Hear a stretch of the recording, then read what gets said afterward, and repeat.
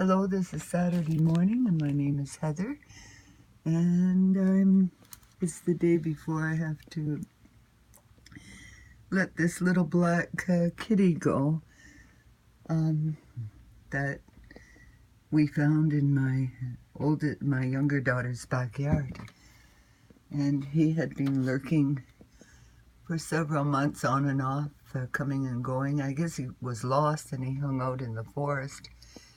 But we hadn't been feeding him at all until a few days before I brought him here to my place, because my older daughter is house sitting and her cat is very territorial, and he's elderly and he's a diabetic cat. So she thought it would be best if I brought him here and then found him a home or something. But I took him to the vet, and the vet examined him and discovered that he had a contagious disease, which is called FIV, which is similar to the HIV in human.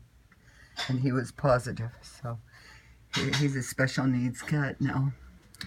And I live in a very small place with my three beautiful cats, Dusty and Mr. Shadow, we call him Sylvester, and that is Miria. She's 14.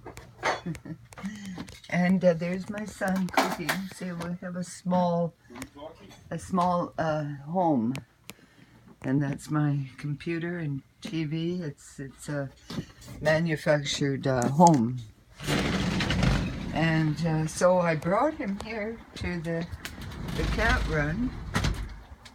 And this we call a cat run. They call it a catio at the cat sanctuary. And I put this up because during the night I had a family of raccoons, and he looked a little frightened. So he's got a couple of litter boxes. He's a beautiful black, not neutered male. And I took him into Dr. Arad for a checkup. It's kind of cluttered. Hello, good morning, darling. I put the box here because he had chose this spot when I first brought him here. I had a carpenter build this under my carport, this catio, and the car is parked there in the carport. And so here's my darling. Oh, I love this cat. It was love at first sight. Look, he's getting used to me. He's getting used to me. See? See? Just look.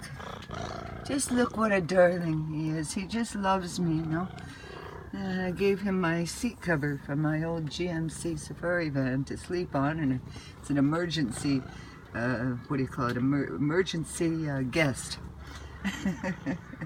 You know, like in the, oh, and there's his kitty cat brand, cat carrier. I just woke up. It's been an awful 1 week, because we didn't know what to do and where to go, and so thanks to God for helping me, directing me through this past week, because I'm not in the habit of rescuing cats, other than if somebody, you know, like my daughter or somebody I know tells me. I don't go around rescuing them unless it's but this is different in this case. I brought him from my daughter's house to here, so he obviously belonged to someone.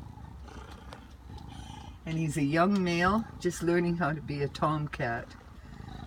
And I've heard a lot of fighting out in the forest right behind my daughter's house, so he's been in many fights, and that's how he got infected with FIV, through a bite. They explained it to me, but I still have a long way to go before I get my PhD in learning all about feline illnesses.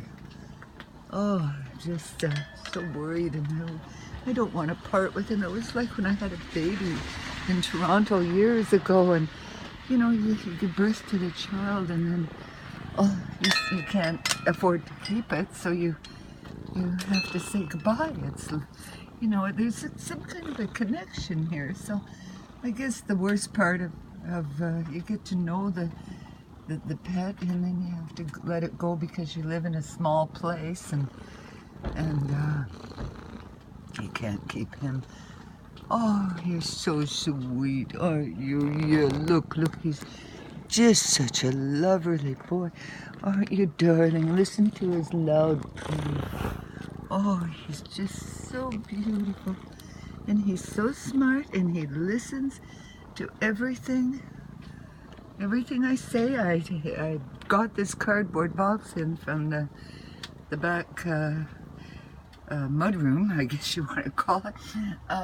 And I brought it in last night, and I showed him it was empty, and so then I went in and got the cover for the seat in my old GMC Safari cargo van, and I put that in, and he watched me, and I said, you can sleep here if it gets colder, because he had chosen this spot as his spot, but I noticed last night he was in here, but then I only put it here last night. But it's pretty chilly out here right now.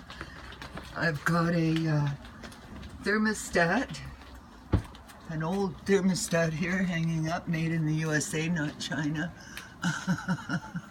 And you can see the temperature. What is it, 6 degrees Celsius, see? So it didn't go down any farther last night, so it's starting to get cold here in Canada. It is October, what date is it today? October the 20th, I guess. And anyway, so there's the little darling, and there he is.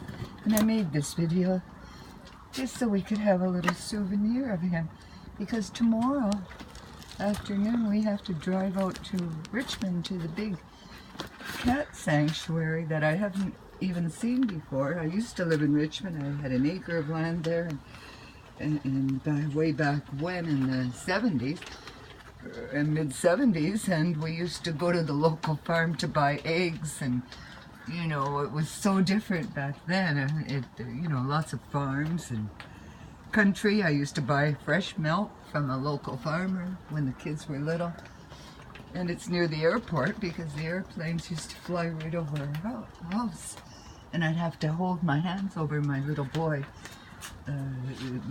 ears, newborn baby. I'd have to hold every time a plane went over my house. I'd have to, on Audlin Road, 890 Audlin Road, something like that. Anyway, here's the baby darling. Oh my goodness, I didn't expect the video would be this long. I talked too much. I should have done it later. Oh well, I hope you enjoyed the tour of where I brought him on an emergency basis here. I met him Friday 13th and brought him here, and now it's a week ago almost that I brought him here, because it was Saturday when I brought him here, and now it's Saturday again, so it's a week. Hey, sweetheart. Oh, darling. Oh, my sweetheart. Oh, you got lots of food. He didn't like the plate, so I just put the kibble in there. I just put the kibble there. See how smart and attentive he is? So, you know, FIV. He could live with somebody with HIV. That way he would make a great pet. For, you know, if one family, one person, or a small family, and they promised to keep him in, then he could live with them. He wouldn't have to go to a shelter. And look, look here, he's been eating this kind of food that a neighbor gave me. Well, my cats they eat veterinarian food. I don't know, but at the shelter, of course, they thrive on donations. And so if you buy a big bag of cat food at Costco, you could take it over and donate it. I wish I lived in Richmond. I wish I still had my acre of land. I do, but unfortunately I do not. I now live in a small manufactured home, and it's scary here. Believe me, I live in Surrey, so, you know, these animals help me to survive emotionally, and my kids, of course. Oh, there's the neighbor. It's a different life now. Thanks. Please donate.